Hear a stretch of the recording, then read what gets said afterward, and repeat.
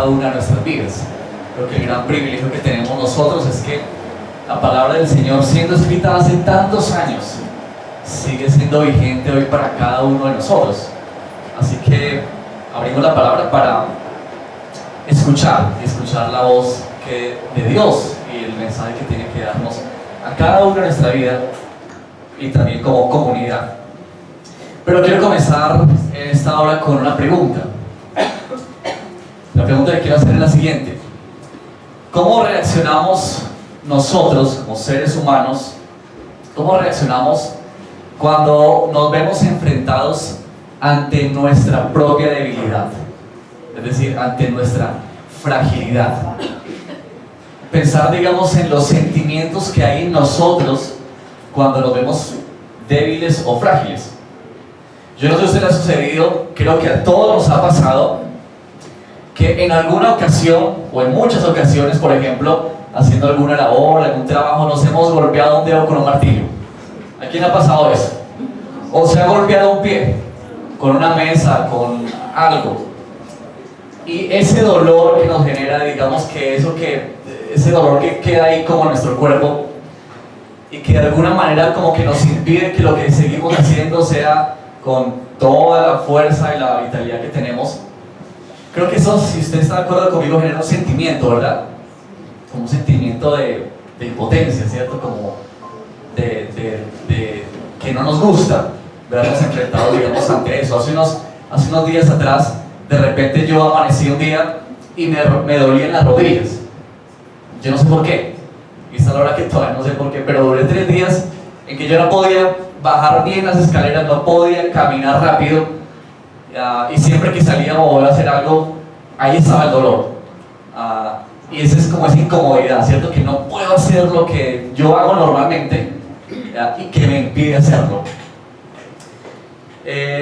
Y seguramente porque a nosotros no nos gusta la debilidad, es decir, no nos gusta la fragilidad. Y yo quiero hablar hoy acerca de ello en un texto que encontramos del apóstol Pablo en una de sus cartas que envió a la iglesia de Corintios, la segunda carta de Corintios. Ese es el pasaje en el que vamos a meditar en esta mañana. Segunda de Corintios, capítulo 12, versículo del 1 al 10. Vamos a ubicarnos ahí, porque el apóstol Pablo nos habla de la debilidad y nos habla de la fragilidad humana. Así que es muy interesante ver lo que Pablo tiene que decirnos, lo que Pablo nos habla acerca de esta debilidad, de esta fragilidad. Claro, la vida de Pablo no es cualquier debilidad, no es el dolor de un dedo, no es el dolor, sino es algo mucho más profundo, algo que genera mucho más peso en la vida del apóstol Pablo. Segunda de Corintios, capítulo 12, versículo 1 al 10, y vamos a leer esta mañana esta porción bíblica. Me veo obligado a jactarme, aunque nada se gane con ello. Paso a referirme a las visiones y revelaciones del Señor. Conozco a un seguidor de Cristo que hace 14 años fue llevado al tercer cielo. No sé si en el cuerpo o fuera del cuerpo, Dios lo sabe.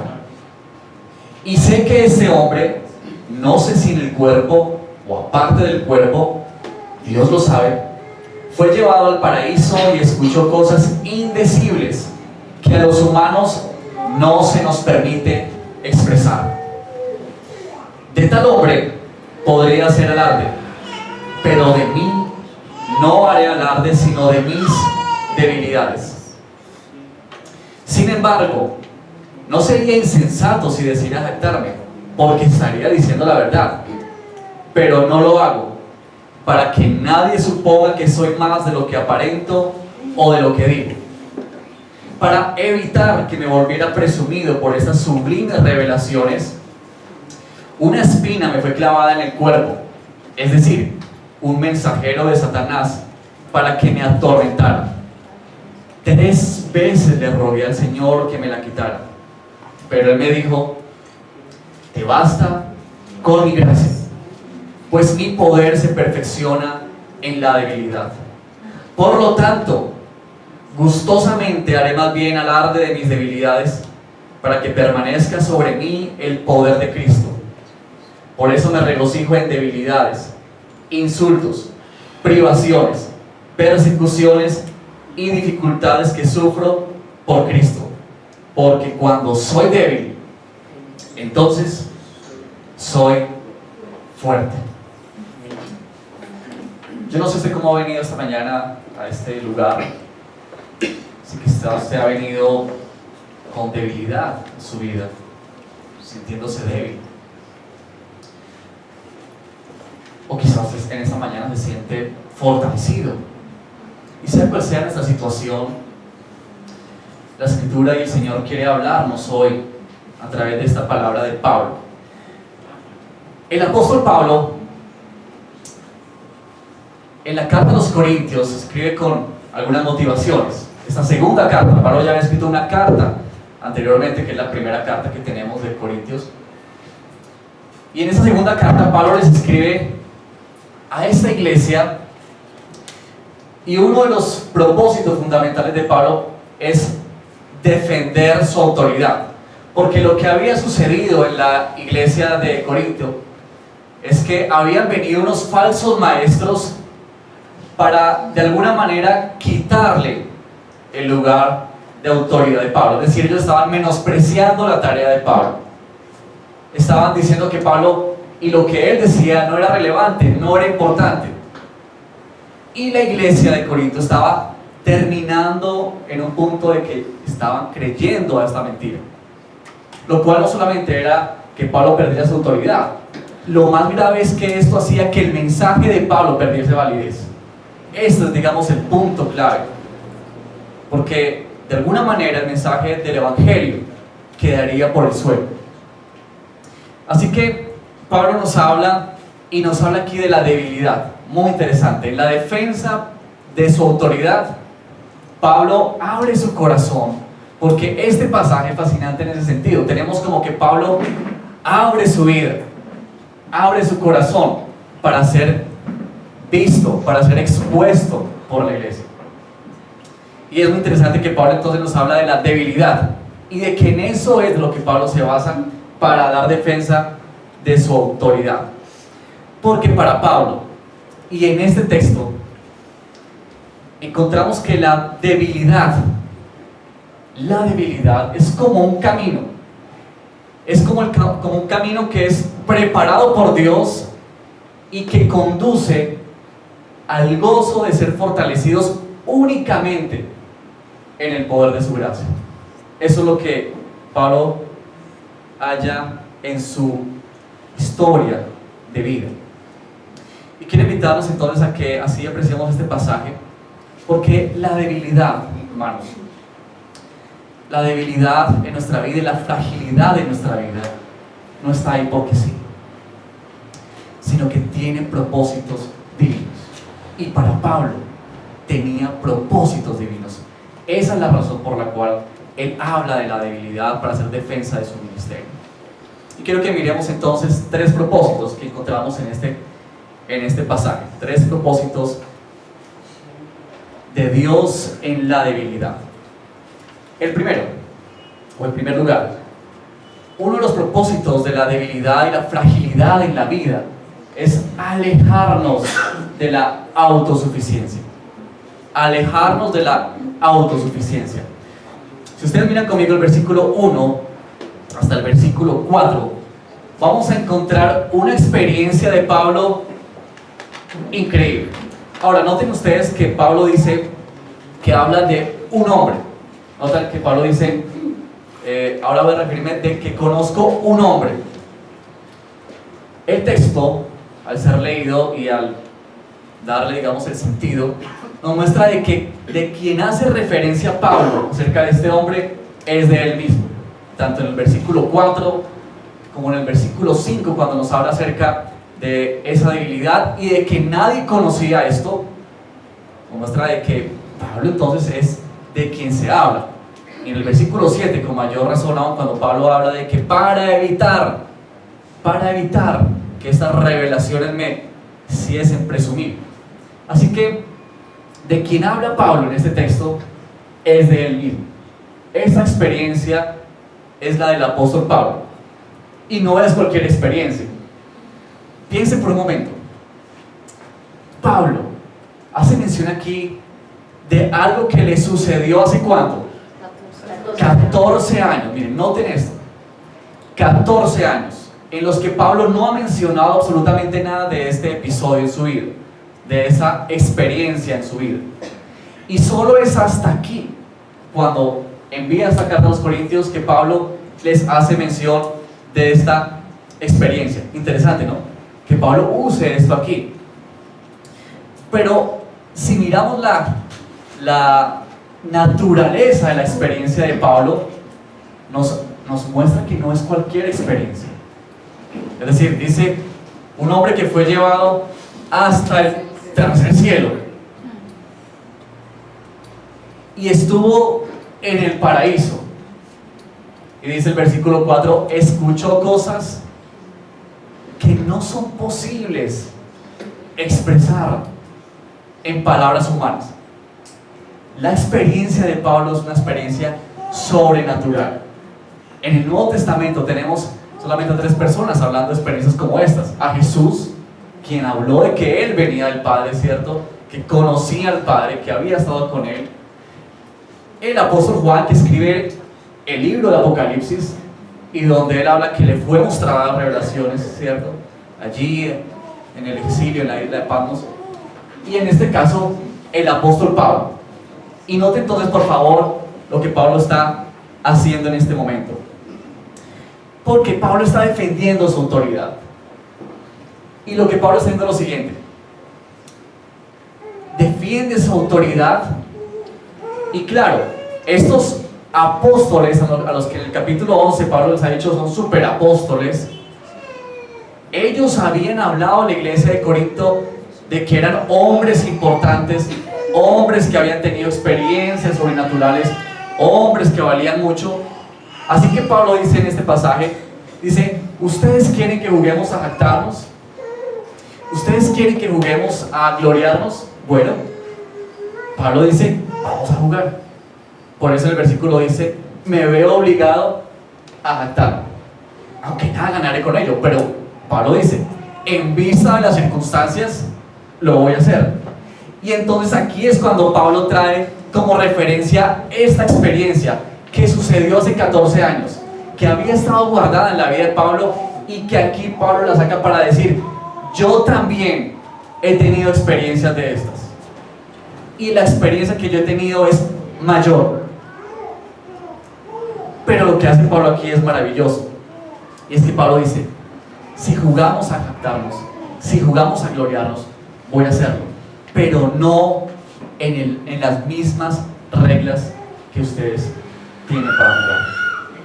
Así que Pablo dice, yo de esto no me voy a gloriar. Es muy interesante, porque miren, el apóstol Pablo, defendiendo su autoridad, tendría mucho de dónde tomar para hacer valer su autoridad. Un hombre que había tenido una gran historia en el Evangelio, que había sembrado muchas iglesias, que había escrito cartas, que tenía muchos hijos espirituales, personas que le seguían, que había enfrentado muchos sufrimientos, que había visto enfrentándose a reyes, a autoridades.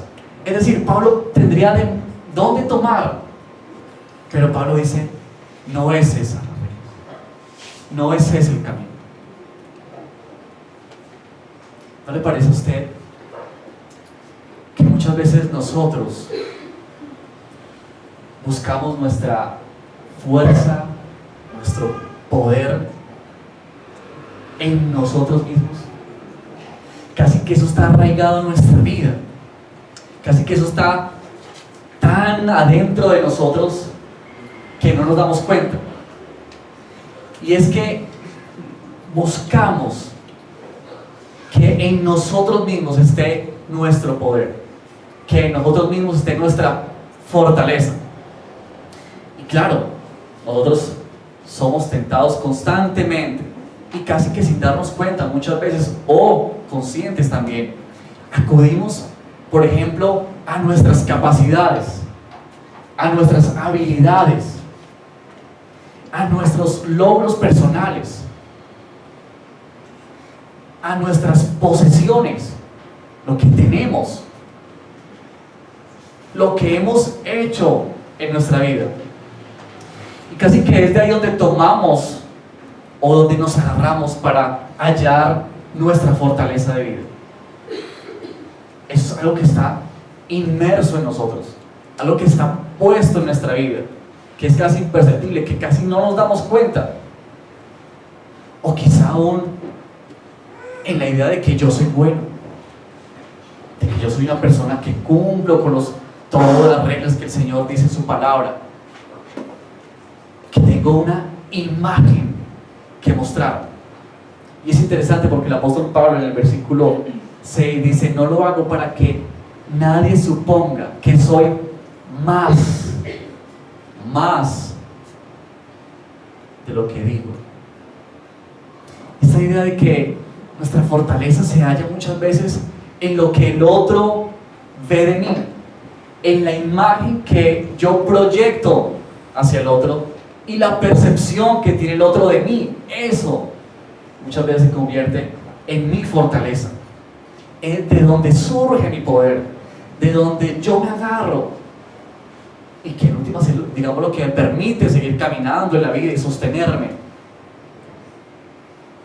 Hallamos muchas veces de dónde tomarnos para hallar nuestra fortaleza, pero Pablo dice: no lo hago, no lo hago. Esto no es las reglas del juego que hay en el reino de Dios.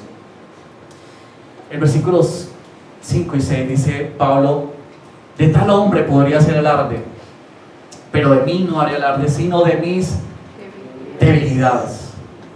Sino de mis debilidades. En el versículo 7 Pablo habla de esa espina que le es clavada en su cuerpo, que ya ahorita vamos a ver un poco más, que hace referencia a esa espina de Pablo.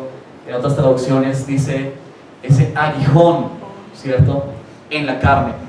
Pero lo cierto es que, miren, para Pablo la debilidad aquí toma, digamos, un color diferente, porque para el apóstol Pablo la debilidad es aquello que lo mantiene con sus pies sobre la tierra, es aquello que hace que cuando él mira a su hermano no se ve como mayor a él, sino que aún sigue reconociendo que es frágil, que es débil, que es necesitado. Esa es la idea que Pablo está transmitiendo, una perspectiva correcta de él, pero a la luz de ¿qué? De su debilidad, de su fragilidad. Porque díganme si no son nuestras fragilidades y nuestras debilidades las que nos recuerdan que somos de carne y hueso, ¿verdad? Que sentimos, que nos duele, que nos cuesta muchas veces avanzar, que nos cuesta muchas veces mantenernos en pie. Y eso es producido porque somos conscientes de la debilidad. Así que para Pablo aquí la debilidad comienza a tener un color diferente. Para Pablo aquí la debilidad le aleja de la intención de ser un hombre autosuficiente, de hallar su fuerza y hallar su poder en él mismo. Pero no solamente lo aleja de este camino incorrecto de la autosuficiencia, sino que en segundo lugar lo acerca, y lo acerca a la gracia del poder de Cristo. Es decir, la debilidad en Pablo le aleja de verse como un ser autosuficiente, pero a la vez le acerca para palpar, para ver el poder de Dios en su gracia, en lo que Dios puede hacer. Tenemos entonces el versículo 7, este famoso versículo 7. No sé si usted lo ha escuchado antes, lo ha leído antes, pero famoso este versículo 7. Para evitar que me volviera presumido por estas sublimes revelaciones, una espina me fue clavada en el cuerpo, es decir, un mensajero de Satanás para que me atormentara. Interesante lo que sucede para Pablo. Mire cómo Pablo está frente a esta iglesia que está cuestionando su autoridad. Pablo está mostrando su corazón. Y nos habla de otra experiencia que tampoco había mencionado y que la conecta con estas revelaciones, por lo tanto tuvo que haber sido también desde hace muchos años que Pablo estaba viendo esto. Y nos habla entonces de esta espina.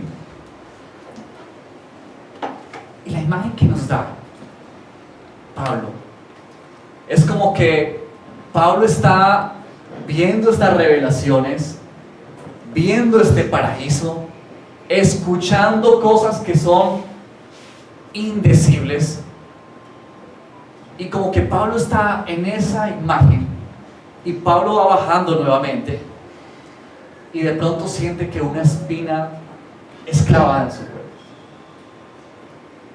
y esa espina que está ahí entonces le recuerda quién es él. Pero miren, aquí Pablo habla de que esta espina es clavada en su cuerpo, es decir, dice Pablo, un mensajero de Satanás para que me atormentara. Y miren, la situación de Pablo no es cualquier situación. Uno cuando piensa en la espina de Pablo, en este aguijón que Pablo tiene en su vida, no es cualquier situación. Es una situación que atormenta. Aquí la idea es de que este mensajero de Satanás venía a atormentar a Pablo todo el tiempo. Creo que otra versión dice que le abofeteaba, como la imagen de que le golpeaba, ¿verdad? Y esto era todo el tiempo, constante, una y otra vez. Imagínense ese dolor o ese sentimiento de impotencia, de limitación, una y otra vez en nuestra vida. Y esa es la imagen que Pablo nos está dando. La espina clavada en su cuerpo, en su vida. Y es muy interesante porque Pablo aquí nos habla también de que es como un mensajero de Satanás, ¿verdad? Que viene para atormentarlo. Ahora noten, ¿a quién ruega Pablo para que le sea quitado esta espina? A Dios.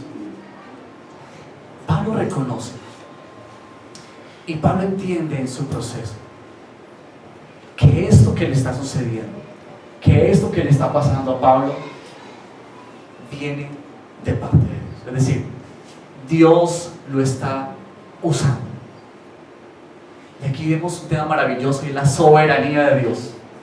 Este mensajero de Satanás que viene para atormentarlo, pero situación que es permitida por Dios. Y nos recuerda la vida de Job, ¿se acuerdan? Cuando dice que Satanás entró a la presencia de Dios, ¿verdad? Y que Dios le permite tocar la vida de Job.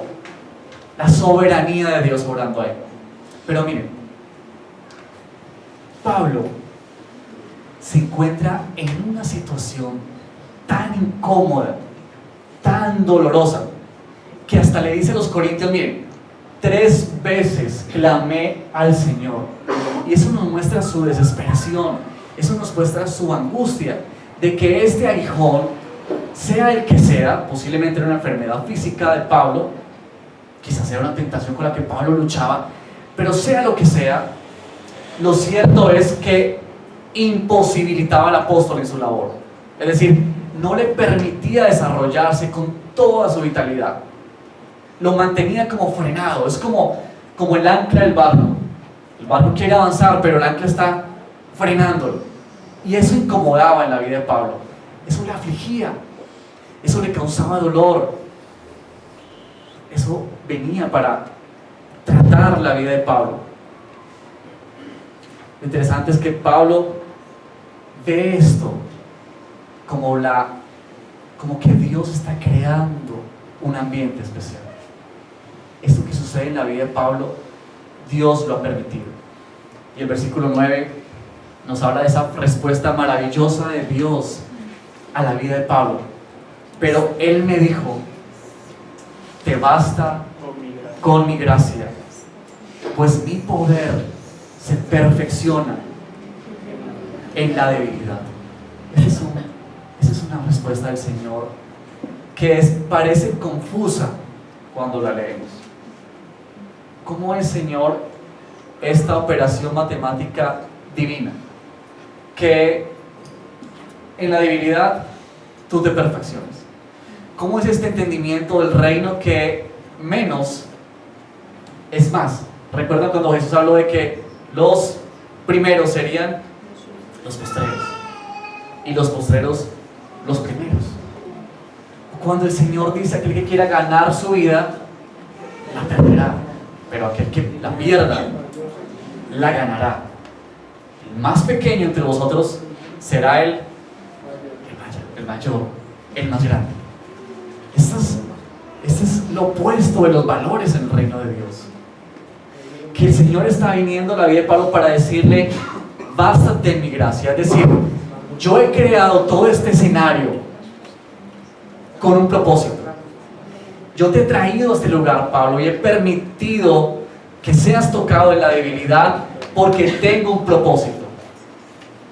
Y el propósito que Dios tiene para Pablo en ello es: bástate en mi gracia porque en la debilidad se perfecciona mi poder. ¿Qué quiere decir el Señor con eso? Bástate en mi gracia. Bástate en mi gracia. Y lo que el Señor está diciéndole a Pablo es lo siguiente: aquí en este lugar, cuando te sientes débil y frágil, que mi amor, que mi favor sea lo que a ti te haga completo. La palabra bastarse es: te sea suficiente, que no necesites nada más sino mi presencia, mi gracia, mi amor, mi favor.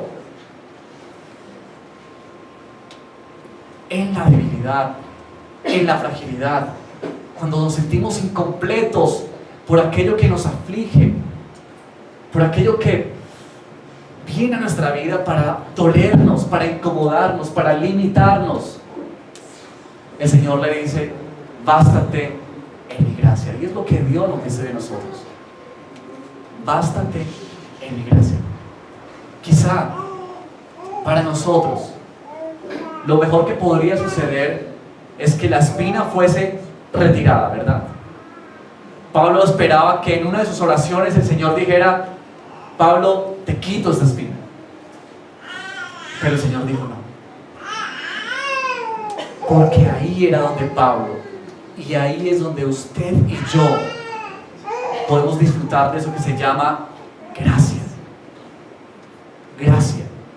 Que el amor de Dios a usted y a mí nos es suficiente. Que no necesitamos otra cosa más en la vida, sino su amor recayendo sobre cada uno de nosotros. Y este poder que se perfecciona en la debilidad, este poder que viene para que sea la persona de Dios quien sobresale y no el apóstol.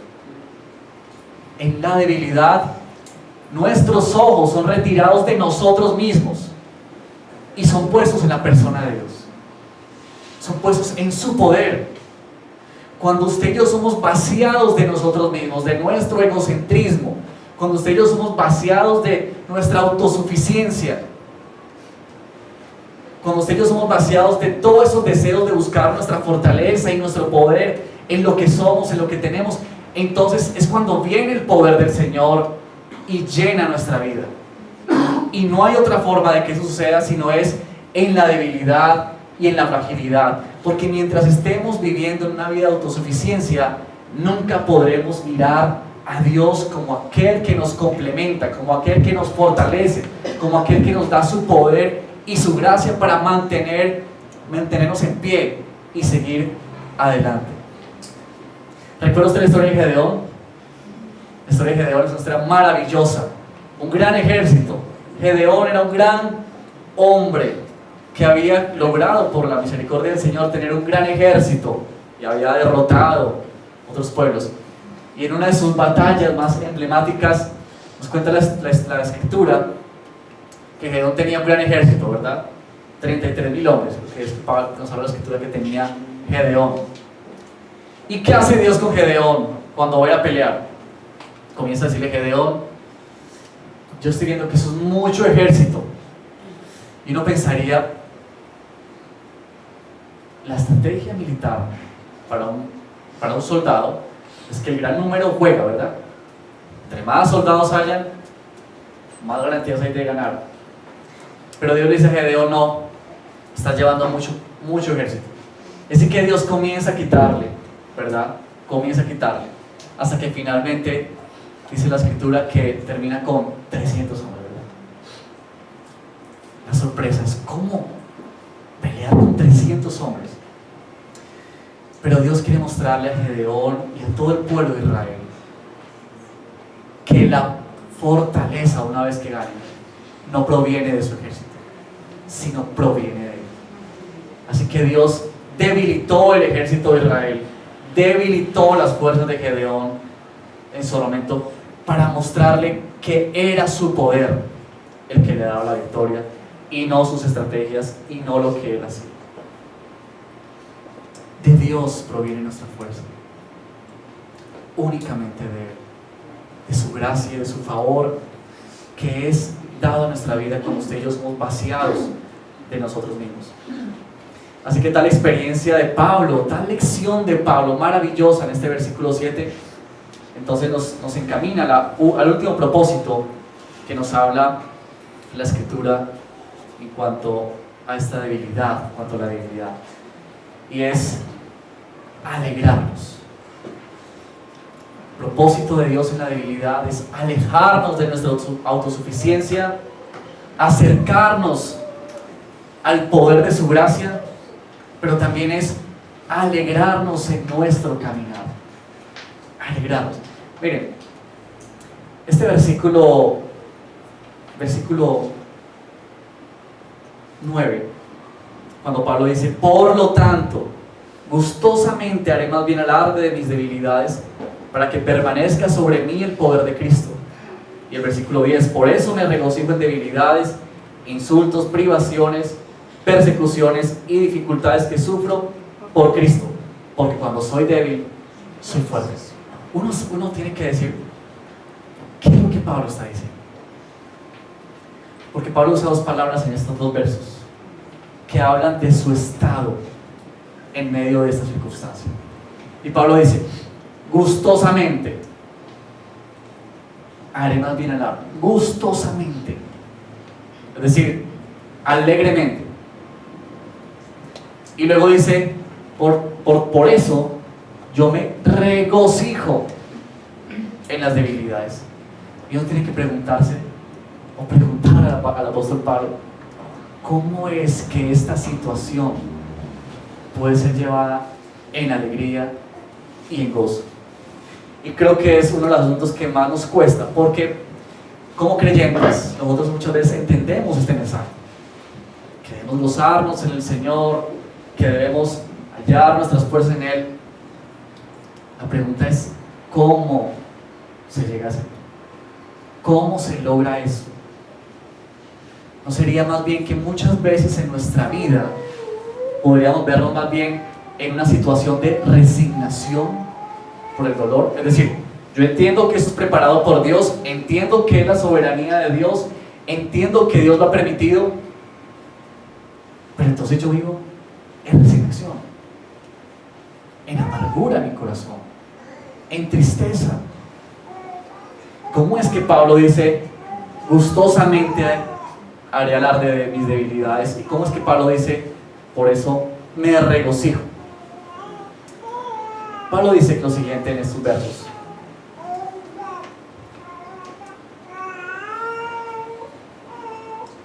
gustosamente haré más bien alarde de mis debilidades, para que permanezca sobre mí el poder de Cristo.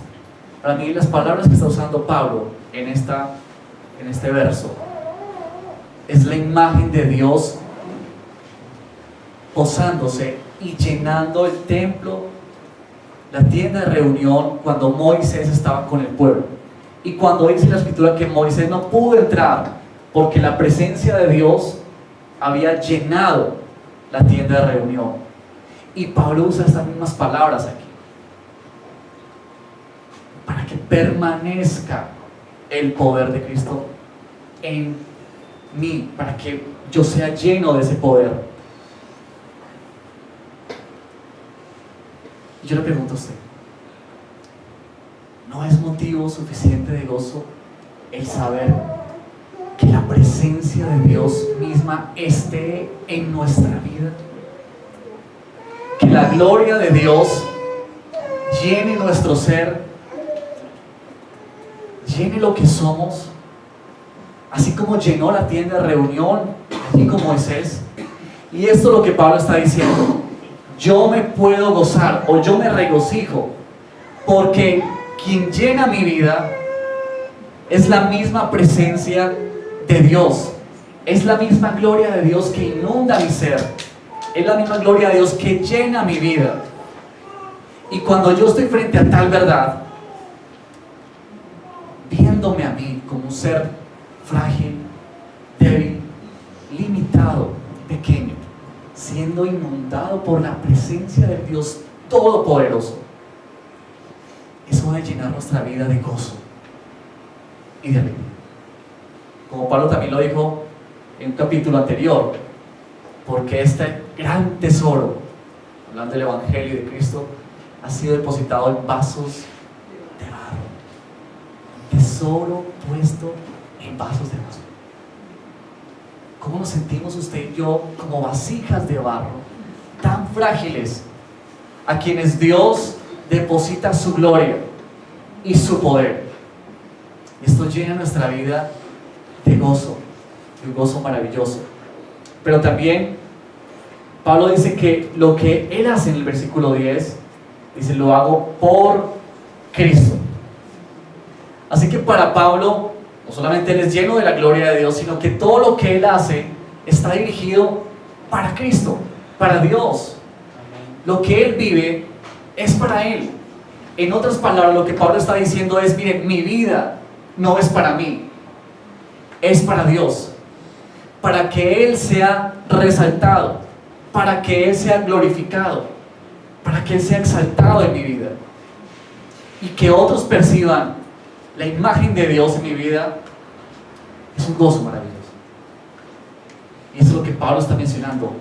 No soy yo, es la gloria de Dios, es Él siendo resaltado, es Él siendo exaltado. Porque en última lo que Pablo está diciendo es: todo lo que yo soy depende de Dios, porque cuando yo soy débil, entonces soy fuerte. La esperanza de Pablo,